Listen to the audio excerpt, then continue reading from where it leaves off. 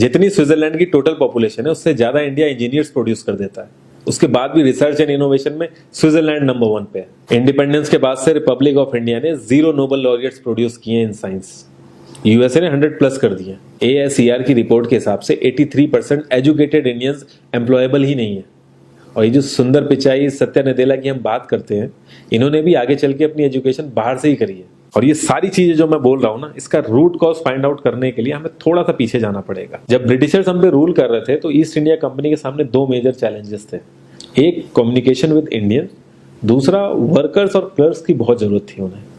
फिर Thomas Babington McCoy ने हमें इंग्लिश एजुकेशन एक्ट ऑफ 1835 दिया, जिससे उनके दोनों पर्पस पूरे हुए। पहला, उनको बंदे चाहिए थे जो चुपचाप डेस्क पे बैठे अपना काम करें, क्वेश्चंस ना करें और ज्यादा क्रिएटिव ना हो। Second, communication in English. English सबसे ज्यादा बोले जाने वाली लैंग्वेज नहीं है, उसके बाद भी इंग्लिश एक लैंग्वेज की बजाय एक क्लास बन गया इंडिया में। रशिया, चाइना, फ्रांस, ये सब जगह इतना ऑब्सेशन नहीं है इंग्लिश को लेके जितना इंडिया में है। पुअर कम्युनिकेशन बोला जाता है अगर आपकी इंग्लिश अच्छी नहीं है, जबकि इंग्लिश ना आने का मतलब है कि आपको कोई और लैंग्वेज आती है। 5 साल पुराना iOS भी आज की डेट में आउटडेटेड माना जाता है।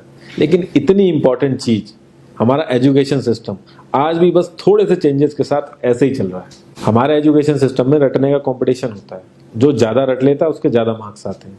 अब 95% जिसके संस्कृत में आए हैं वो भी संस्कृत नहीं बोल पा रहा है। और बेसिक हिस्ट्री होने की बजाय इतनी मोटी मोटी किताबें हैं हिस्ट्री की जिसका कोई मतलब नहीं है। अगर आज की डेट में आपको कुछ भी पता करना, आप गूगल से पता कर लोगे, उसके लिए आपको याद करने की जरूरत नहीं है इतना कुछ। और ये गवर्नमेंट स्कूल में हर क्लास में इंग्लिश का सब्जेक्ट है।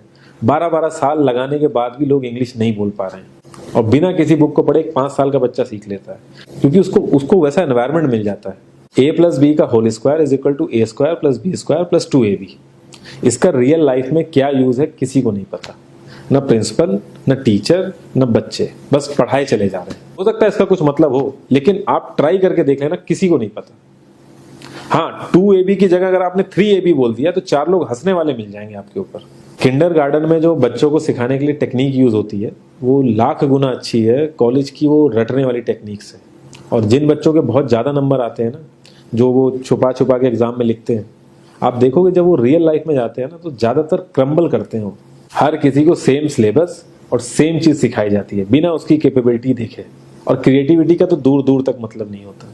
अब एक लाइन से आप शेर, मछली, सांप, हाथी सबको लाइन से खड़ा कर दो और उनसे कहो पेड़ पे चढ़ो, उनको तो जिंदगी भर यही लगेगा ना कि वो तो किसी काबिल ही नहीं है। और द्रोणाचार्य ने भी पांडवों को उनकी स्किल सेट के हिसाब से उनको चीजें सिखाई, सबको एक ही चीज नहीं सिखा दी। और हमारे एजुकेशन सिस्टम में ज्यादा ऑप्शंस भी नहीं है। सबसे ऊपर साइंस, फिर कॉमर्स, और सबसे नीचे जाके कहीं नंबर आता है आर्ट्स का। आर्ट्स लेने वाले को तो लोग इतना हल्के में लेते हैं जैसे वो किसी काम का ही नहीं है। हर माँ बाप को तो इंजीनियर या डॉक्टर ही बनाना है। कॉलेज वाले अगर एक्स्ट्रा कोर्स रख भी देते हैं तो माँ बाप एंट्री नहीं कराएंगे, तो वो सारा पैसा बर्बाद होगा कॉलेज का। तो ऑप्शंस कहाँ से आएंगे? और बचपन से ही आपकी ट्रेनिंग स्टार्ट हो जाती है। माँ बाप, भाई बहन, रिलेटिव सब यही समझाते हैं अगर आपके मार्क्स नहीं आए और जॉब नहीं लगी तो आपकी जिंदगी बेकार। और लाइफ की क्रिएटिविटी को आप रखते हो साइड में, और ये अच्छे मार्क्स और अच्छी जॉब पाना आपका सपना बन जाता है। अब ये सपना पूरा हो जाता है तो बहुत बढ़िया है, दूसरे को जेलस फील कराओगे, नीचा फील कराओगे। और इस छोटी सी उम्र में अगर सपना टूट जाता है तो सेल्फ डाउट में आ जाओगे। इतना बाहर वाले आपको नीचा नहीं समझेंगे जितना आप खुद की नजरों में गिर जाओगे। आप किसी भी 4-5 सक्सेसफुल आदमियों के बारे में सोच के देखिए जिन्हें आप बहुत सक्सेसफुल मानते हो या जिनकी तरह लाइफ आप जीना चाहते हो। मैं ये कह सकता हूं कि वो इस एजुकेशन सिस्टम की वजह से तो सक्सेसफुल नहीं होंगे, चाहे वो जो भी हो। धीरू भाई अंबानी, विराट कोहली, आमिर खान, नरेंद्र मोदी, ये सब हमारे इस करंट एजुकेशन सिस्टम के ट्रैप में नहीं फंसे। इन्होंने खुद सीखा, खुद एजुकेट हुए और खुद आगे बढ़े। किसी कंपनी के सीईओ को अगर ये कहा जाए कि आप अपनी कंपनी के सारे डिपार्टमेंट में इंटरव्यू दीजिए, तो कोई गारंटी नहीं है कि वो सारे डिपार्टमेंट के इंटरव्यू निकाल लेगा। और ये भी हो सकता है कि वो आधे से ज्यादा डिपार्टमेंट के लिए क्वालिफाई ना करे एजुकेशन वाइज, लेकिन वो पूरी कंपनी चला सकता है। तो ये जो एक स्किल है, इसके बारे में बात क्यों नहीं होती? लोग अपनी 25% से ज्यादा जिंदगी इस करंट एजुकेशन सिस्टम में लगा देते हैं ताकि अपने से कम पढ़े लिखे आदमी की कंपनी में जाके उसके सपने पूरे कर सकें। इंडिया का जो करंट एजुकेशन सिस्टम है, अगर वो इतना ही अच्छा है तो जो भी सेलिब्रिटीज हैं, पॉलिटिशियंस हैं, वो अपने बच्चों को बाहर क्यों भेज रहे हैं पढ़ने के लिए? इनफैक्ट पॉलिटिशियंस के साथ तो ऐसा करना चाहिए, जिस एरिया से वो जीते हो उसी एरिया के गवर्नमेंट कॉलेज में उनके बच्चे को पढ़ना कंपलसरी हो जाए, तभी वहां के गवर्नमेंट कॉलेज सुधर सकते हैं। 368 प्यून की जॉब के लिए 1.5 लाख ग्रेजुएट और 24,968 पोस्ट ग्रेजुएट ने अप्लाई किया। मैं IAS PCS की तो बात नहीं करता हूँ, वो तो एक पैशन की बात होती है, लेकिन कुछ लोग 5-5, 6-6 साल से तैयारी कर रहे हैं कि कोई भी गवर्नमेंट जॉब मिल जाए उन्हें।